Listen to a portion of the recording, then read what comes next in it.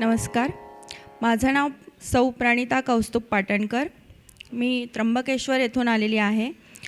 ज्यांना चित्सूर्य म्हटलेलं आहे ज्ञानेश्वर माऊलींनी, असे ज्ञानेश्वरांचे मोठे बंधू व गुरु श्री निवृत्तीनाथ महाराज यांचं हे गाव, तिथून मी आलेली आहे. संत महिमा या विषयावर थोडं बोलण्याचा मी प्रयत्न करणार आहे. संत म्हणजे संत हे जन समजतात. काही जण म्हणतात की संत आणि जनांमध्ये काय फरक आहे, तर तो फरक आहे. संत आणि जन हे वेगळे वेगळे आहे. संत हे आपल्याला कल्पवृक्षाप्रमाणे असतात. हे आपल्यासाठी चिंतामणी असतात. ते आपल्यासाठी कामधेनू असतात. कल्पवृक्ष जे आपण इच्छा करतो ती आपली इच्छा पूर्ण करतो, त्याप्रमाणे संत हे आपली इच्छा पूर्ण करतात. ते कामधेनूप्रमाणे आपल्याला मदत करतात आणि चिंतामणीप्रमाणे आपल्या सगळ्या चिंता हरण करतात. संत मुक्ताबाई म्हणजे निवृत्तीनाथांच्या या छोट्या बहीण, आणि संत निवृत्तीनाथ हे त्यांचे गुरु म्हणजे त्यांच्या या शिष्या. संत मुक्ताबाईंनी इतक्या लहान वयात, म्हणजे ही चौघही भावंडं खरं खूप लहान होती. समाजाने त्यांना खूप त्रास दिला. लहानपणापासून त्यांना वाळीत टाकलं, पण त्यांनी समाजाला कधी वाळीत टाकलं नाही. हे संतांचं मोठेपण असतं. ते आपल्यासोबत राहतात, आपल्यासारखेच वागतात, म्हणून ते आपल्याला आपल्यासारखे वाटतात, पण ते आपल्यासारखे नसतात. ते आपल्याला दृष्टी देतात. देवाने आपल्याला डोळे दिलेले आहेत, पण संत हे आपल्याला दृष्टी देतात. संत मुक्ताबाई यांनी संत ज्ञानेश्वरांना अनेक वेळा, जेव्हा समाजामुळे समाजाने त्यांना वाळीत टाकलं, जेव्हा त्रास दिला, तेव्हा त्यांना सामंजस्याने समजावून सांगण्याचं काम हे संत मुक्ताबाईंनी केलं. एकदा विसोबा चाटे यांनी, म्हणजे अनेक मंडळी होती ज्यांनी त्यांना त्रास दिला, पण विसोबा चाटे यांच्यामुळे संत ज्ञानेश्वर नाराज होऊन घरी आले. पण त्यांना समजावून सांगण्याचं काम हे संत मुक्ताबाईंनी केलं. जेव्हा विसोबांना त्यांच्या लक्षात आलं की आपण चुकतोय, तेव्हा चल जा खेचरा असं म्हणून त्यांना बाजूला हेटाळलं. पण त्यांनी तेच दीक्षा घेतली त्यांची, ज्ञानेश्वरांची, आणि त्यांना गुरु केलं. संत हे दृष्टांना देखील तारून नेतात, कारण संत हे मुळातच निर्मळ मनाचे असतात, करुणामय असतात. तर विसोबा म्हणजे ज्यांनी त्यांना त्रास दिला त्यांनाच यांनी नामदेवांचे गुरु केले. इतकं श्रेष्ठ पदापर्यंत त्यांना नेलं. संत ज्ञानदेवांना एकदा गर्व झालेला होता की प्रत्यक्ष विठ्ठल माझ्या हातून जेवतो. मला संत नामदेवांना हा समज झाला होता की माझ्यापेक्षा मोठं कोणी नाही. जेव्हा सगळी संत मंडळी ही तीर्थयात्रा करत होती, तेव्हा त्यांना सगळे एकमेकांना नमस्कार करतात. संतांचं हे मोठेपण असतं की त्याच्यात मोठा लहान कोणी नसतो, वयाचं बंधन नसतं. तर सगळे एकमेकांना नमस्कार करून अभिवादन करत होते. संत नामदेवांना वाटलं की मला तर मला विठ्ठलाची सोबत आहे, मी माझ्या हातचं ते जेवतात, तर ही सगळी छोटी छोटी मुलं जी आहेत माझ्यासमोर, मी का म्हणून यांना नमस्कार करू, असा त्यांना अहंकार झाला होता. त्या अहंकाराचं हरण हे संत मुक्ताबाईंनी केलेलं होतं. त्यांना जेव्हा अहंकाराचं निराकरण करण्यासाठी त्यांनी गोरोबा काकांची मदत घेतली. त्यांनी विचारलं की गोरोबा काका, तुम्ही कशी मडकी पक्की आहे की कच्ची आहे हे कसं बघतात बरं? तर तेव्हा ते म्हणाले की थापटून बघतो. मग त्या सगळेजणं संत गोरोबा काकांकडे बसलेले असताना त्या म्हणाल्या की आज आपण बघूयात कोणाचं मडकं कच्चं आहे, कोणाचं पक्कं आहे. हे बघत असताना गोरोबा काकांना संत मुक्ताबाईंना काय म्हणायचं आहे हे लक्षात आलं. सगळे बसलेले असताना सगळ्यांच्या डोक्यावर त्यांनी थापटणं मारून बघितलं आणि सांगितलं, हे मडकं पक्कं आहे बरं का, हे मडकं पक्कं आहे बरं का.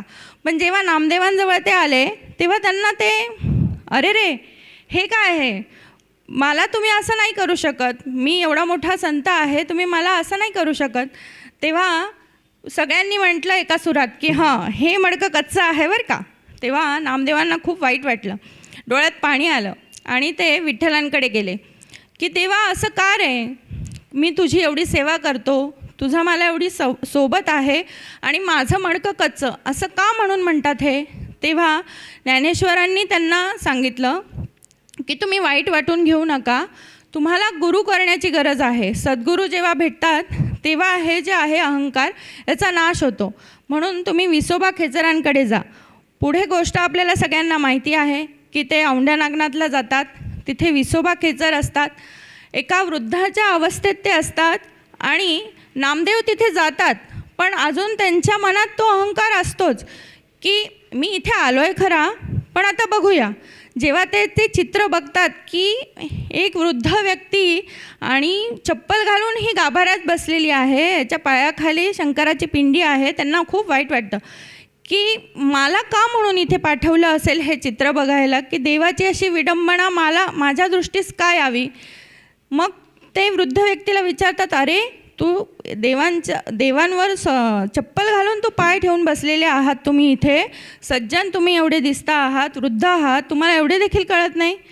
मग ते म्हणतात, विसोबा म्हणतात की अरे मी वृद्ध झालो आहे आता, माझ्यात ना काही त्राणच उरलेले नाही आहेत, तू माझी एक मदत करशील का बाळा, माझा हा थोडासा पाय तू बाजूला कर. मग मी प्रयत्न करतो बाजूला जाण्याचा. पण नामदेव जेव्हा जेव्हा तो पाय बाजूला करतात तेव्हा त्या पायाखाली पिंडी तयार होते. मग त्यांच्या लक्षात येतं की मी एकाच ठिकाणी मूर्तीमध्ये माझा विठ्ठल बघत होतो, पण इथे जगात सर्वत्र विठ्ठल आहे आणि हेच ज्ञान मला देण्यासाठी संत मुक्ताबाईंनी, ज्ञानेश्वरांनी माझ्यावर कृपादृष्टी केली आणि मला इथे पाठवलेलं आहे. तसेच चांगदेवांना देखील 14 वर्ष तपश्चर्या करून त्यांना सर्व चेतन वस्तूंवर माझं प्रभुत्व आहे, सर्व प्राण्यांवर माझं प्रभुत्व आहे असा गर्व झालेला होता. ते भेटायला येतात या चारी भावंडांना, तेव्हा ते वाघावर आरूढून येतात, हातात सापाचं चाबूक घेऊन येतात की बघा माझ्याकडे एवढं प्रभुत्व आहे की सगळे माझ्या ऐकण्यात आहे. पण जेव्हा ते बघतात की ही सगळी भावंड अचेतन वस्तू म्हणजे भिंतीवर चालून येत आहेत आणि आपलं स्वागत करत आहेत, तेव्हा त्यांच्या गर्वाचा नाश होतो, अहंकार त्यांचा धुळीला मिळतो. पत्र लिहिताना त्यांना कष्ट होतात की मी आता हे लहान आहेत माझ्यापेक्षा, तर यांना नमस्कार पाठवावा की आशीर्वाद द्यावा. म्हणून ते जेव्हा कोरेच पत्र पाठवतात तेव्हा मुक्ताबाई म्हणतात की 14 वर्ष तपश्चर्या करून याचा कागद कोरा तो कोराच राहिला. पण हे संत त्यांच्यावर कृपादृष्टी करतात आणि त्यांना ज्ञानज्योत देतात, कृपादृष्टी करतात. संत ही असेच असतात. संत आपल्याला भवसागरातून पार करून नेण्याचं काम करतात. संत निवृत्तीनाथ महाराज यांना या समाजाचा खूप त्रास झालेला असतो. त्यांना असं वाटतं की आपण तर या भवसागरातून पार झालेलो आहोत, आपल्याला या संस्कारांची, 16 संस्कारांची, समाजातल्या रूढी परंपरांची गरजच नाही आहे, आपण या सगळ्याच्या पलीकडे आहोत. पण ते समाजाकडे करुणादृष्टीने बघतात आणि म्हणतात जरी आपल्याला गरज नसती तरी या समाजाला आपली गरज आहे आणि त्यांना या भवसागरातून पार करण्यासाठी आपण त्यांच्यासाठी उभे राहिलो पाहिजे. आणि ते ज्ञानेश्वर माऊलींना आदेश करतात. ज्ञानेश्वर माऊली आपल्या गुरूंचं ऐकून आपल्यासाठी ज्ञानेश्वरी देतात व आपल्याला या भवसागरातून पार करण्यासाठी ज्ञानेश्वरीसारखा ग्रंथ आपल्या मदतीला देतात. संत निवृत्तीनाथ महाराज हे ज्येष्ठ बंधू होते ज्ञानेश्वरांचे आणि ज्ञानेश्वर माऊली यांनी, आपण माऊली म्हणतो त्यांना, माऊली म्हणजे आई. जरी वडील आपल्याला थोडंसं रागवले तरी आई आपल्याला पाठीशी घालते, तसं संत आपल्याला नेहमी पाठीशी घालण्याचं काम करतात. विठ्ठलाचं देखील म्हणतात की विठ्ठल हे आपल्यासाठी विटेवर उभे आहेत. जोपर्यंत या संसार सागरातून शेवटचा माणूस तरुण जात नाही तोपर्यंत विठ्ठल आपल्यासाठी तिथे विटेवर उभे आहेत असं म्हणतात. संत हे देणं मागताना सुद्धा स्वतःसाठी मागत नाही, सर्व विश्वासाठी मागतात. संपूर्ण विश्वच हे माझं घर आहे ही कृपादृष्टी संत आपल्याला देतात.